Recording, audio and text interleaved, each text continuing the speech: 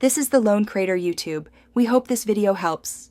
In this video, I will explain how to use power mints in Plants vs. Zombies 2. Power mints are unique plants that give a significant, temporary boost to other plants belonging to their specific family. Think of them as a powerful, strategic advantage for tough situations.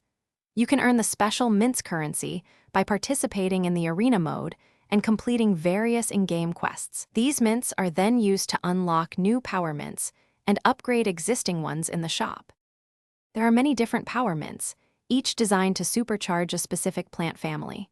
For instance, a peas mint makes your pea-shooting plants much stronger, while filament electrifies the field and boosts electric plants. Spearmint is fantastic for instantly spawning spike rocks and enhancing all spiky plants. A great advantage is that every power mint costs absolutely 0 sun to plant, allowing you to deploy them strategically without resource concerns. Timing is crucial when using power mints. It is best to deploy them during the most intense zombie waves or when facing a tough boss, maximizing their temporary boost.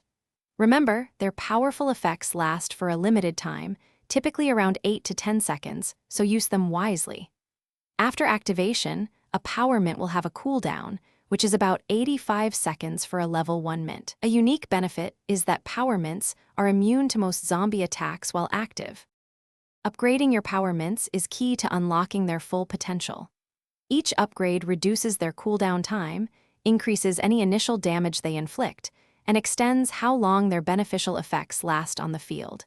You can purchase seed packets for specific power mints using your Earn Mints currency in the shop. A fully upgraded power mint becomes an incredibly powerful asset, providing superior boosts and battlefield control. Always try to combine them with their matching plant families for maximum impact. Thanks for watching. Consider subscribing if we helped you.